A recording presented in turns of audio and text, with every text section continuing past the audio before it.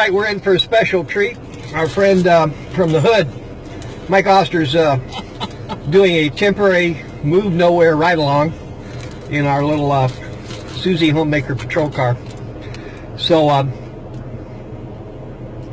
Mike was kind enough to offer to sponsor me a ticket out to this thing. We thought Miley Hampton was going to court this morning, and we didn't want her to sneak in and have the case dismissed without eyeballs on. But thanks to our district attorney, that's not going to happen. We'll be back in court on the 29th.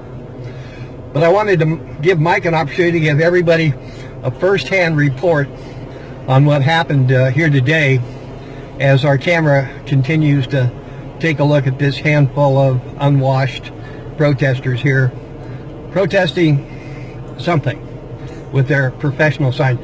The thing I really got a kick out of, Michael, is that a gal came walking up here with a stack of signs this deep. There had to be 100 signs. And you see what's shown up. 5, 6, 7? Well, there was 19 early this morning as people were arriving.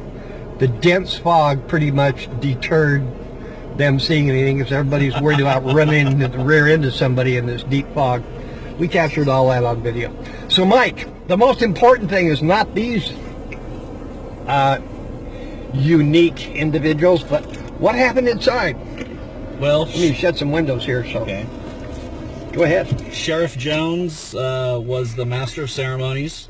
Very eloquent. Oh, Sacramento Sheriff Jones. Yes. Sacramento County Sheriff Jones was Terrific. the master of ceremonies. Donut hole. Oh, thank you.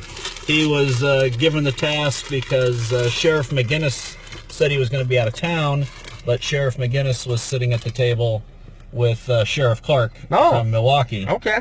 So everybody got a chuckle out of that. Chaplain Mindy Russell was very eloquent because all the money raised here went to the Community Champlains. Yeah, Community Absolutely. Champlains. Then they also raised another $5,500 in donations. Fantastic. You know, I wish these people out here with their violence against this and, you know, hater this, even had a clue what's going on in there and who those people are, most of them volunteers, who go out and sit with the families of murder victims, many of whom, by the way, happen to be African American because of the rampant violence in that community. And I don't think these people have a clue. No. This is not an event to protest. This is an event to celebrate. But let's get back to the event itself. Sounds like it was very exciting. Yes, they had awards given to an officer from each of the agencies here in Sacramento County that has gone above and beyond. Fantastic. Not for something they did on duty, but something they did off duty to help the community. I don't know a cop that doesn't do that. Matter of fact, I was just tweeting with one of our bike officers, and he said, I'd love to have been there today. I'm off duty. That's where I'd like to have been. And I thought, you know, they have officers that are willing to help us that way, even when they're not working. This is the part of law enforcement people don't see. That a cop isn't off duty, really, ever. Their mission, their passion is 24/7, 365. They're never really off duty. They just may not be on the job, but they're not off duty. Yes. And that's one of the things Sheriff Clarke, when he came up to give his keynote address, talked about, that the officers that go out into the communities on their own and do the work. And he also spoke about the cities and counties that are asking the police departments and sheriff's departments to do basically sociologists' work and these community outreach.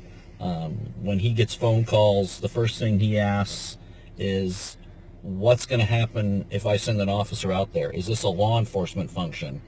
And a lot of times the requests he gets aren't law enforcement functions. They're code enforcement functions, their tax collector functions. Right. And he's saying, if I send somebody out there that's an enforcement job, what's going to happen? The first thing he thinks about is, well, deadly force can be used or my officer's going to get hurt. Right. Do I need to send an officer to that? No, that's not my job. Right. We'll go out there, we'll write tickets, we'll arrest somebody, we'll direct traffic. But if you want us to go out there and collect taxes, that's not our job. Get the tax collectors from behind their desks and get them out there. Exactly. That's like, it's like property owners, and I unfortunately, when I got stuck here, I became an agent for a millionaire Chinese immigrant, and I became not only his agent but a resident manager of an 18-unit apartment building, which is a good thing because it provides our two organizations free rent. I just converted it to a community center, and we work there. We have a Wounded Warrior workshop in our 3-bay garage to the rear that I rent from the owner. The point is, I've never had to call police to deal with landlord-tenant law. And a lot of times, very negligent property owners think that the police should handle their eviction, should handle the problems they have with their tenants. And in the law enforcement community, the term for that is self-help evictions. Doesn't work that way. But again, it's lack of education, Michael. Right. So I'm glad that Sheriff Clarke brought those kind of things up. We see that happening in our city every day. These folks out here in front of us, and the ones that are camped out in their protest at City Hall, while we have a lot of things that we can agree on, it's very difficult to bring them to the table because they want to focus on the things that we'll never agree on.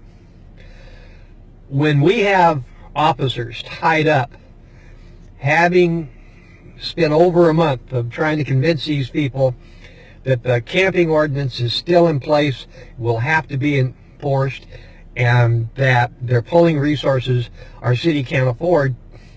That very night, New Year's Eve, we had someone breaking into a car, confronted by the victims, and a gun was brandished.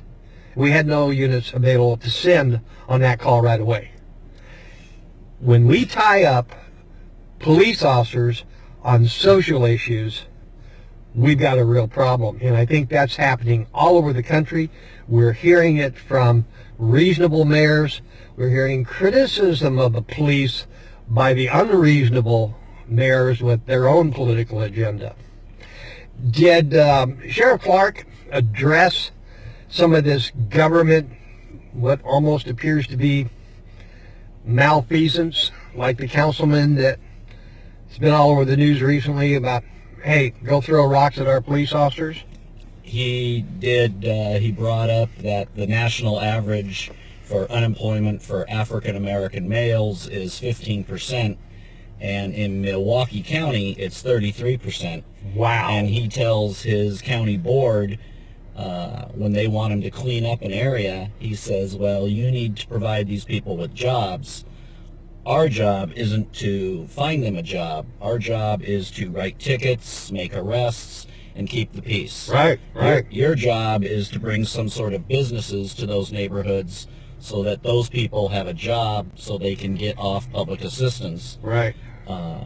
He was even sued for trying to bring a non-denominational group into the sheriff's department to provide counseling for officers that were involved in shootings, life and death situations. Like Mindy's law enforcement chaplaincy. Correct. I think a lot of people don't, maybe some people confuse the difference between the law enforcement chaplaincy and the community chaplaincies.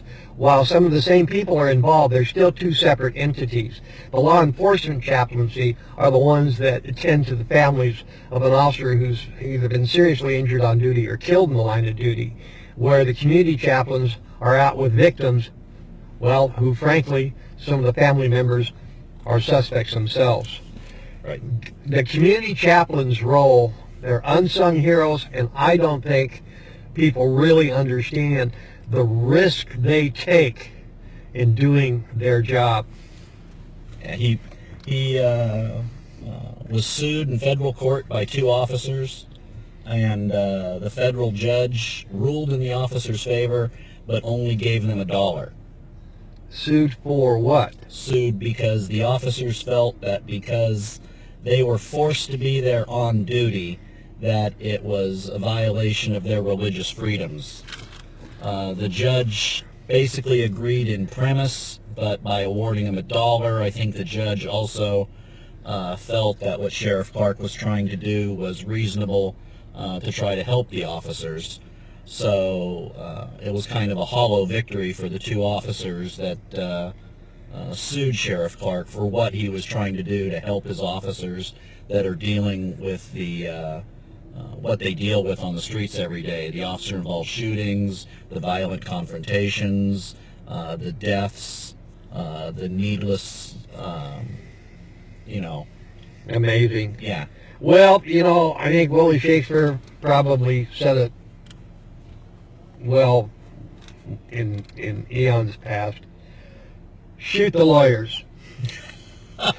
Mike, Thank you very God much. bless you, sir. Thank you, sir. And listen, thank you for your support of Crime Watch and the things we try to do, because it gets lonely out here at times, but documenting these kind of things is important, because folks need to know.